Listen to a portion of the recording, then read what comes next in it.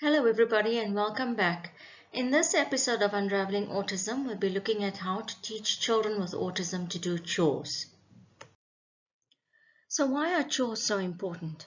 Stephen Hawking once said that work gives meaning and purpose. He even went so far as to say that life is empty without it. While I don't necessarily agree that life is empty without work, I do believe that work creates a sense of purpose and meaning that is vital to the existence of every human being. For this reason, even though helping a child with autism to learn a household chore can be challenging, it is something that we need to invest in as parents who want the best for our children. A child may not communicate or may have limited language and social abilities, but this does not affect the need for that child to do things in his daily life that contribute to a sense of purpose and meaning and that provide self-fulfillment. Many people with autism are not part of the general workforce due to social and language impairments, repetitive behaviors, as well as anxiety. If they are taught to do chores every day in their homes, this will help them to know and appreciate that they are contributing to the family and the community of which they form part. They do not have to be able to do everything in the home, but they can learn tasks which match their abilities. For example, at the moment, my daughter does not know how to wash all dishes, but she does dry dishes and pack them away. She does not operate the washing machine, but she does hang up the washing and take it off the line when it is dry. So remember that autism is a spectrum disability, and this means that the abilities of children will vary depending on where they are on the spectrum, and this will affect their capabilities when it comes to acquiring new skills, learning how to do new tasks. As human beings, we sometimes avoid chores, but when we do them, we feel a sense of accomplishment. Children with autism are no different. We want them to have the same sense of pride and accomplishment in being able to complete tasks and to keep homes and communities running smoothly. So what are some of the challenges that we might face when trying to teach our children a new task? Children with autism may have problems with motor planning, and motor planning is defined as the ability to organize the body's actions, knowing what steps to take and in what order in order to complete a particular task. For example, a chore such as laying the table will involve fetching a tablecloth, taking out cutlery, taking out plates and serviettes, as well as placing these items in their correct places on the table. Each of these steps involves a separate motor action, which requires specific motor planning. Then the task as a whole needs to be correctly sequenced and executed. Due to difficulties with motor planning, chores need to be taught in a specific way when it comes to children with autism, and I will talk about this a bit more shortly. Children with autism also have trouble concentrating on the task at hand because they display patterns of repetitive thought and also repetitive actions called stims. This could involve moving the hands repeatedly or even repeating the same words. This could affect their ability to execute that task. They could also be nonverbal or have a limited verbal repertoire, which in turn might negatively affect their ability to learn a task or to modify their behavior in accordance with an instruction they are given about that task. They may be anxious about many things and isolated in their behaviors and actions, and both isolation and anxiety, if not properly managed, can act as a barrier against successful learning and completion of a task. When it comes to the learning of any task, it is important not to underestimate your child. Autism does not mean not able or not able to learn. It means that a child learns in a different but very specific way, and that he generally needs much more repetition to be able to master a task. At the same time, you know your child, and if you believe that a particular task is too complex or contains too many steps to learn comfortably, don't push him to do what he may not be currently capable of doing. Instead, Aim to teach activities that will be manageable for him and that will allow him to build confidence and develop pride in his own abilities. For example, your child might not as yet be able to give his dog a bath, but he may be able to feed him and change his water daily. Or your child might be able to pack away his toys or art materials, but not be capable as yet of tidying up his bedroom. Do not overlook your child's abilities. As autistic children grow and develop, they are capable of doing more and more things. Even children who have meltdowns or experience anxiety can learn to do things. Chores, if introduced and taught correctly, and if repeated regularly and eventually mastered, can introduce a type of certainty and purpose that adds meaning and fulfillment to your child's life. Here are some examples of chores that can be done around the house. Making your bed, packing away your toys, packing away your clothes, folding towels or clothes, putting dirty dishes in the sink, washing dishes or drying and packing them away, sweeping, wiping countertops, feeding your dog or changing his water daily, raking leaves in the garden, making meals or drinks such as sandwiches, salads, or tea and coffee. So without further ado, let's look at some of the tips and tricks for teaching new chores to your children. Firstly, create a visual routine for the task you are about to teach. Children who have difficulties with motor planning, focus, and communication will benefit by having a visual routine. Here are two examples of visual routines. They describe the steps of the task in sequence and also have a picture to further explain the step. So if you look at the first one, it's not actually a chore, it's a self-care skill, but it follows the same principles. So the first step would be to squeeze the toothpaste onto the brush, then to brush your teeth, then to rinse, to spit firstly, then to rinse. And I would actually put the washing of the toothbrush maybe last in the routine, but it depends how you do it and how you teach it. Then the other one is to clean a certain surface area, so it would be get the sponge and the cleaning spray and wipe the table. And then there's a warning with regard to safety, which is something you need to teach within all chores. So this is never spray cleaning chemicals on others or on yourself. They are dangerous and they will make you sick. Then put the cleaning supplies away. And then the last is to praise your child for a job well done.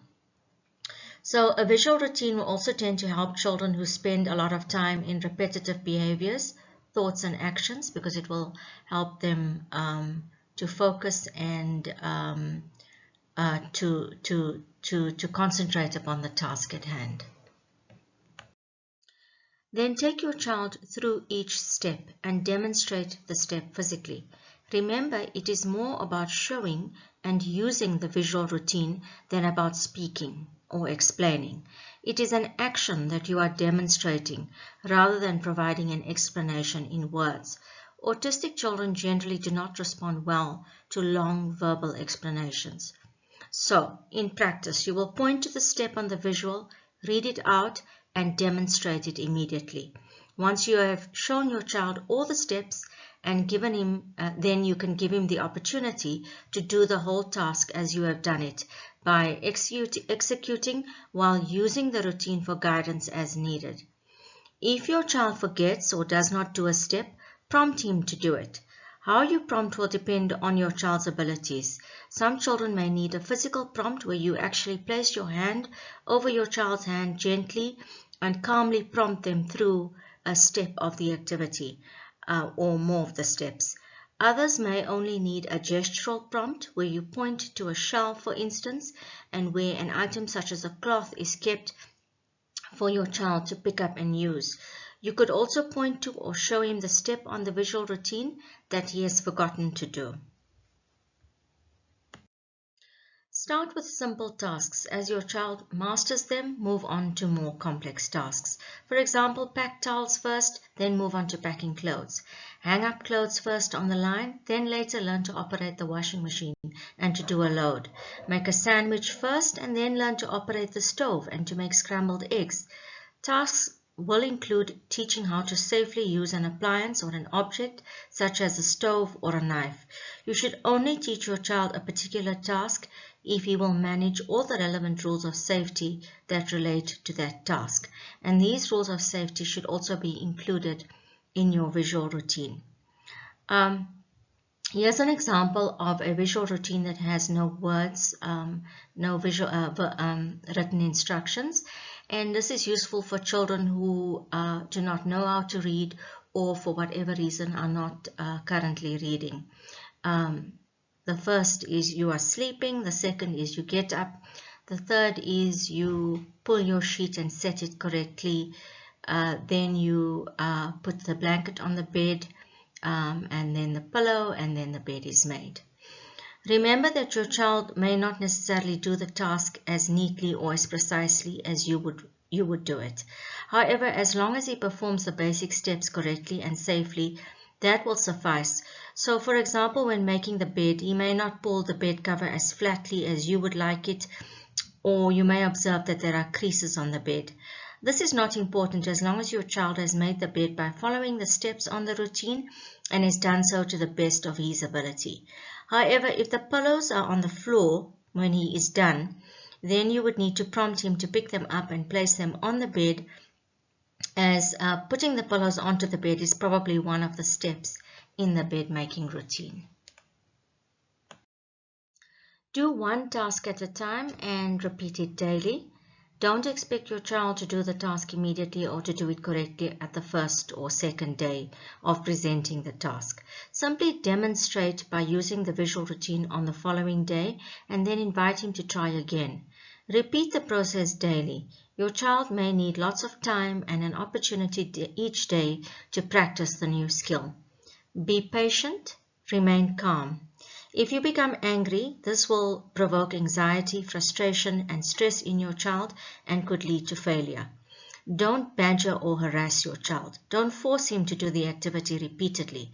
It's a matter of trying once in the day and then trying it again on the following day. In other words, allow him opportunities to practice daily, but not 5 or 6 times in the day.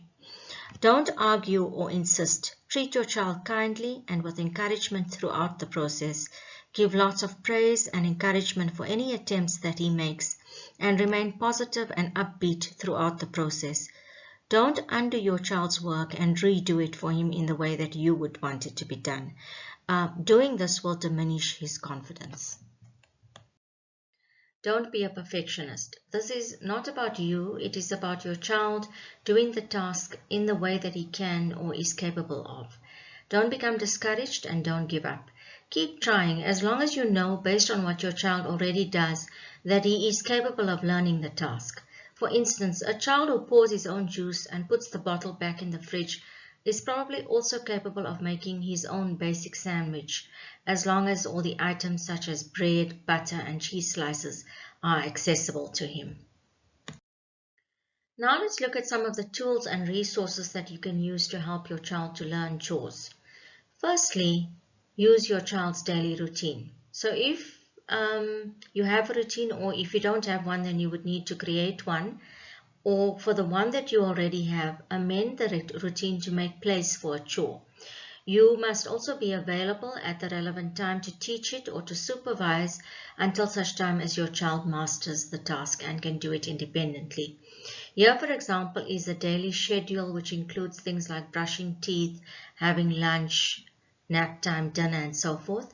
And you'll see that there is a place on the routine for jobs, which is chores. And this is what you will need to include in the daily routine.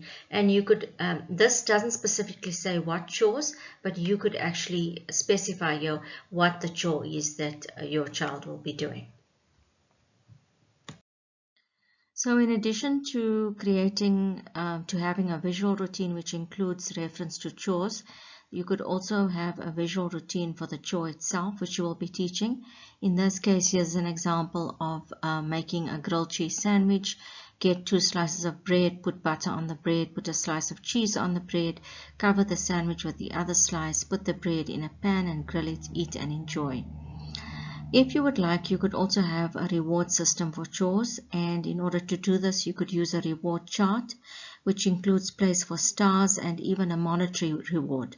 So you could pay your child per chore, and at the end of the week, you could have access to the money earned, which you keep in a jar. Here, for example, some chores, for example, take out the trash, which would need to be done all the days of the week, and your child would earn individually for each day for completing the chore, and then on Sunday you would have access to the entire amount. You could visit Do to Learn online for free pictures and resources, or you could just use Google to source pictures. You can also look at the option of purchasing visuals from Boardmaker or PEX, for instance, or you could investigate the use of video and apps such as Goalie.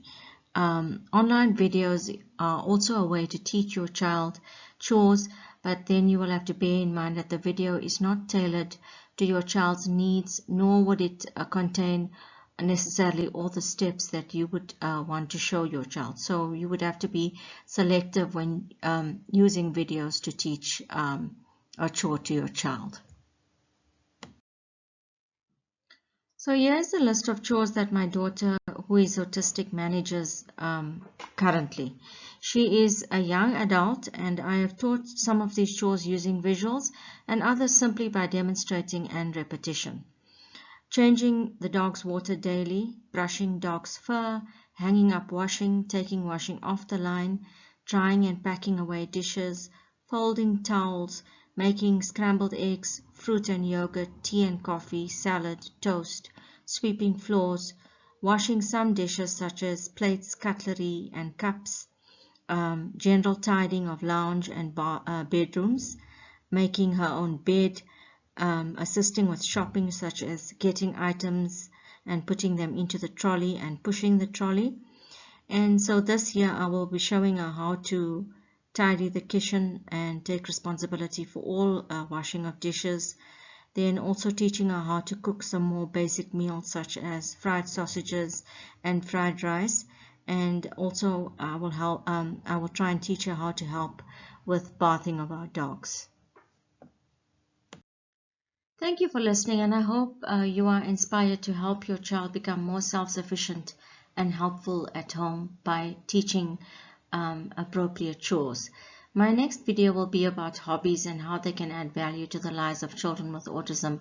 Don't forget to like and subscribe if you would like more useful and practical information on raising a child with autism. Thank you and goodbye.